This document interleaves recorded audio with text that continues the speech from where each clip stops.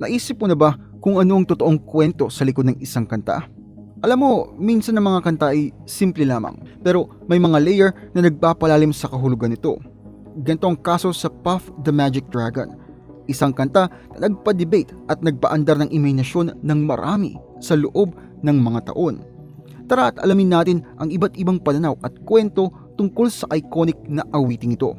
Pero bago pa natin ituloy ang diskusyon, make sure na i-hit mo ang like button at i-subscribe ang channel ko kung hindi mo pa nagagawa. At kung gusto mong ma-notify sa bawat bagong video ko, i-click din ang bell icon. Malaking tulong yun sa akin at sobrang na-appreciate ko yun. Nagawa mo na? Alright, simulan na natin. Alam mo naman yung kanta na Puff the Magic Dragon, di ba? Sobrang sikat ng kantang ito noong 1960s na ginawa ni Peter, Paul at Mary.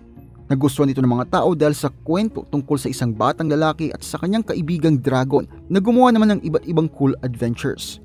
Noong unang lumabas ito taong 1963, talagang naging hit ito. Umabot pa nga ito sa mataas na pwesto sa music charts. Umabot sa number 2 sa Billboard Hot 100 list noong mga panahon na yon.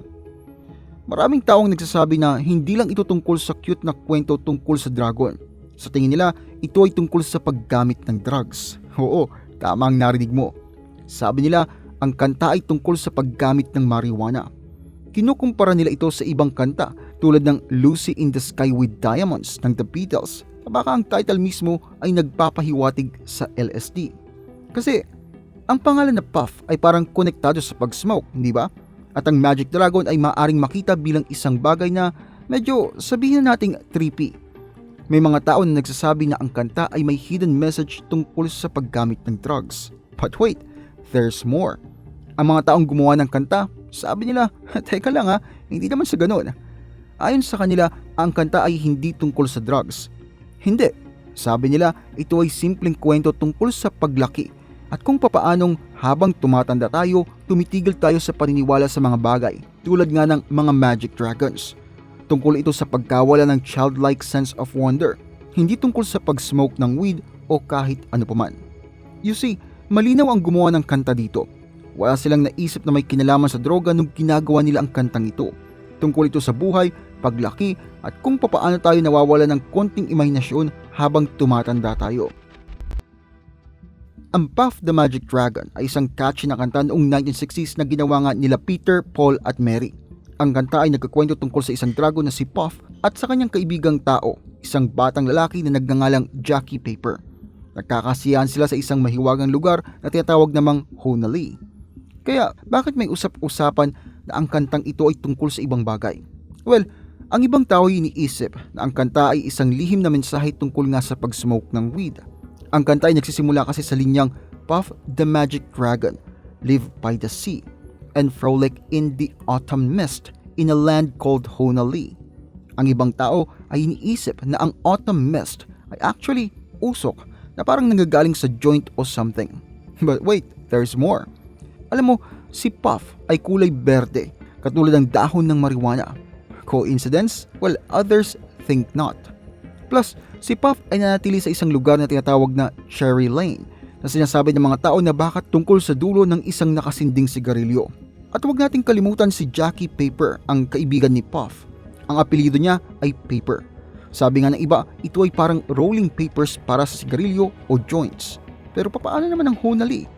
Iniisip ng iba na ito ay ibang paraan ng pagsulat ng Hanalei, isang lugar sa Hawaii na kilala sa pagtatanim naman ng weed.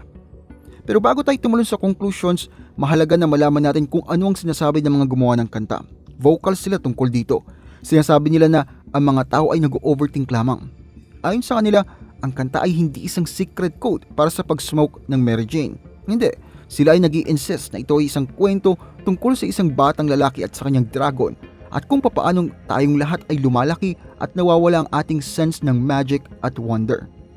Hindi ba amazing kung papaanong ang isang simpleng kanta ay nakakapagpaintriga sa mga tao para alamin kung ano talagang ibig sabihin nito? Ipinapakita nito kung papaanong tumitingin ng mga bagay ang mga tao sa iba't ibang paraan. Depende sa kanilang iniisip o kung ano ang gusto nilang paniwalaan. Ngayon, hayaan mo kong ibalik ka sa nakaraan para linawin ang ilang bagay. Si Peter Yarrow, isa sa mga pangunahing tao sa likod ng kanta, ay isang estudyante na nag-aaral sa physics sa Cornell University noong late 1950s. Meron siyang kaibigan doon na si Lenny Lipton na mahilig rin sa physics. Na-inspire tong si Lenny sa isa pang tula tungkol sa dragon at nagpa siyang sumulat ng kanyang sariling bersyon gamit naman ang typewriter ni Peter. Nagustuhan ni Peter ang sinulat ni Lenny at nagdagdag siya ng musika dito. And there you have it, ipinanganak nga ang Puff the Magic Dragon. Ngayon, ang interesanteng parte ay pareho na sinabi ni na Peter at Lenny na walang kinalaman ng kanta sa pagiging high o paggamit ng Mary Jane. Sinabi pa nga ni Lenny sa kanyang blog na noong nasa college days pa, mas mahilig ang mga tao sa folk music at simpleng pagtitipon, hindi sa paggamit ng Mary Jane.